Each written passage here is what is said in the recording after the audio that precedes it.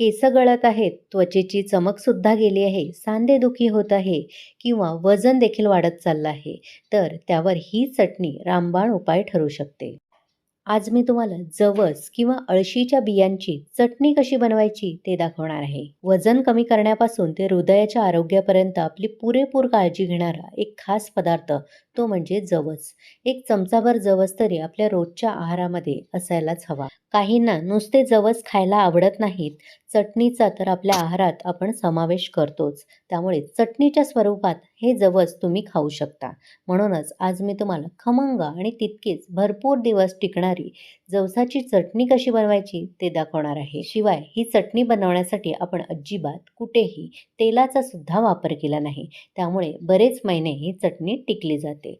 चला तर मग लगेचच पाहूया खमंग आणि तितकीच पौष्टिक जवसाची चटणी कशी बनवायची. नमस्कार, मी प्रेषिता. प्रेषिताज किचनमध्ये तुम्हा सर्वांचे पुन्हा एकदा खूप खूप स्वागत करते. चटणी बनवण्यासाठी सर्वात आधी गॅसवर मी एक कढई गरम करत ठेवली आहे आणि त्यामध्ये घरातली कोणतीही एखादी वाटी किंवा कपाचा वापर करून 1 कप भरून आपल्याला जवस घ्यायचे आहेत. जवस किंवा याला अळशीच्या बिया सुद्धा म्हटलं जातं आणि इंग्लिशमध्ये फ्लॅक्स सीड्स सुद्धा म्हटलं जातं. कोणत्याही किराणा मालाच्या दुकानामध्ये हे जवसाचे बी तुम्हाला सहज मिळून जाईल किंवा ऑनलाईन सुद्धा मिळू शकतं. आता गॅसची आच आपल्याला मंद ठेवायची आहे आणि मंद आचेवर हे जवस आपल्याला भाजून घ्यायचे आहेत.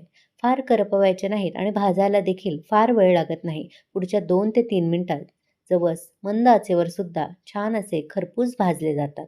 सुरुवातीला तुम्ही जवसाचा दाणा असं दाताने तोडून बघितलात तर तो तुम्हाला चिवट चिकट असा लागेल. जसजसं आपण भाजत जाऊ तसं तो फुलायला लागतो आणि छान कुरकुरीत होतो. जवसामध्ये भरपूर प्रमाणात तेल असतं आणि त्या तेलाला जवसाला एक उग्र वास असतो. तो सुद्धा हे जवस भाजल्यामुळे कमी होतो आणि आपण जी चटणी बनवणार आहोत ती 1 ते 2 महिने टिकायला मदत होते. पुढच्या 2-3 मिनिटातच बघा मंद आचेवर मी खमंग असे हे जवस भाजून घेतले आहेत.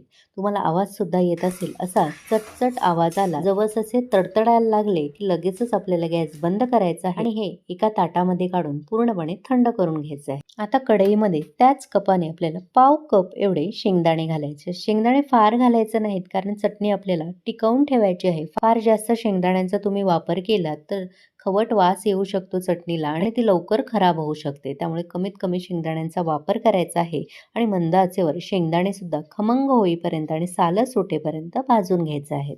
इथे खमंग असे सालं सुटेपर्यंत शेंगदाणे मी भाजून घेतले आहेत. आता हे सुद्धा आपल्याला एका ताटामध्ये काढून पूर्णपणे गार करून घ्यायचे आहे. आता कढईमध्ये 1 कप भरून आपल्याला सुकं खोबरं घालायचं आहे. हे सुद्धा मंद आचेवर खमंग आणि कुरकुरीत होईपर्यंत भाजून घ्यायचं आहे.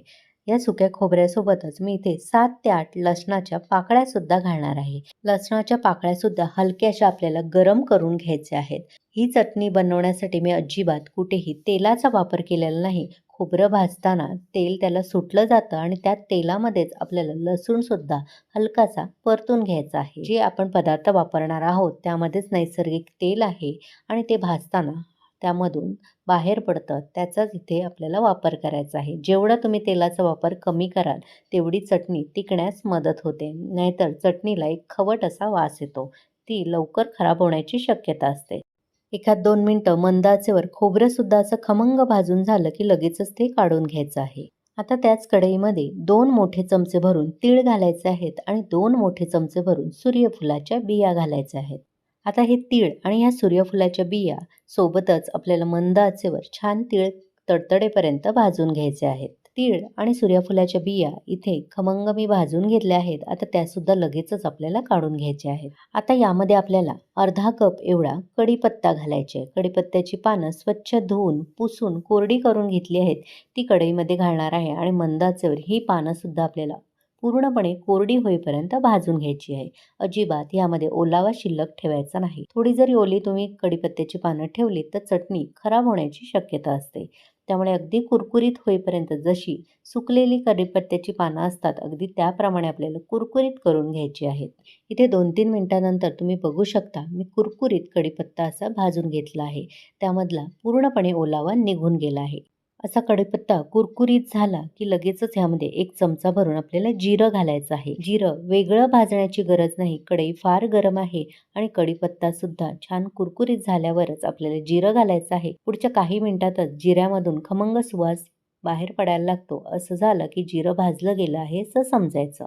फार जिरं करपवायचं नाही. इथे कढीपत्त्याचं पानसुद्धा तुम्ही बघू शकता. असं बोटाने सहज चुरलं जातंय. इतका कुरकुरीत कढीपत्ता करून घ्यायचा आहे.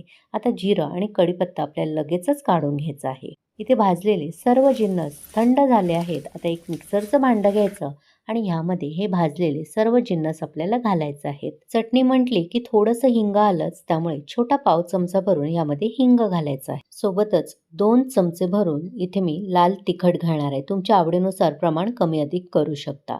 त्यानंतर यामध्ये मी एक छोटा चिंचेचा तुकडा घालणार आहे. चिंचेचा आंबटपणा बॅलन्स होण्यासाठी यामध्ये एक छोटासा गुळाचा खडा देखील घालायचा आहे. आता सर्वात शेवटी चवीप्रमाणे मीठ घालायचं आहे आणि झाकण लावून मिक्सरला चटणी वाटून घ्यायची आहे. मिक्सरला वाटताना सुद्धा सलग मिक्सर फिरवायचा नाही. पल्स मोडवर म्हणजेच मिक्सर चालू बंद करून आपल्याला चटणी वाटून घ्यायची आहे. सलग तुम्ही जर मिश्रण फिरवलं तर त्यामधून तेल बाहेर पडण्याची शक्यता असते आणि फारच चटणी बारीक होईल किंवा त्याचा लगदा होईल. आपल्याला दरदरीत असं टेक्स्चर ठेवायचं आहे. इथे बघू शकता मी मिक्सरला फिरवून घेतली आहे चटणी आणि तुम्ही त्याचं टेक्स्चर बघू शकता किती सुंदर आलं आहे. जरासुद्धा तेलाचा वापर न करता 1 ते 2 महिने टिकणारी पौष्टिक अशी जवसाची चटणी तयार आहे. ही चटणी एकदा मिक्सरला फिरवून झाली की लगेचच आपल्याला हवाबंद बरणीमध्ये भरायची नाही, तर सुरुवातीला अशी ताटामध्ये थोडीशी पसरवून घ्यायची आहे. कारण जेव्हा आपण मिक्सरला फिरवतो तेव्हा मिक्सरमधून उष्णता बाहेर पडते आणि चटणी गरम होते, त्यामुळे ती लवकर खराब होण्याची शक्यता असते. ताटामध्ये अशी पसरवून ठेवायची. पूर्णपणे गार झाली की चटणी आपल्याला हवाबंद बरणीमध्ये भरून ठेवायची आहे. बरणीसुद्धा स्वच्छ कोरडी केलेली आणि धुतलेली असावी. तुम्हाला माझी आजची रेसिपी कशी वाटली? आवडली असेल तर एक लाईक करा. जास्तीत जास्त लोकांना शेअर करा. प्रेषिताच किचनला अजूनही सबस्क्राईब केलं नसेल तर लगेचच सबस्क्राईब करा. सोबतच नोटिफिकेशनचं ऑलचं बटन दाबा, जेणेकरून माझ्या अशाच सर्व रेसिपी तुम्हाला लगेचच पाहता येतील.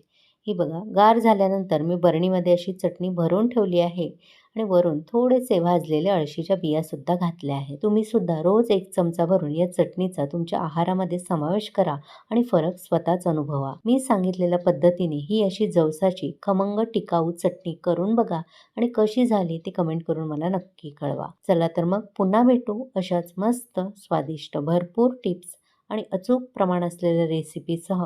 धन्यवाद.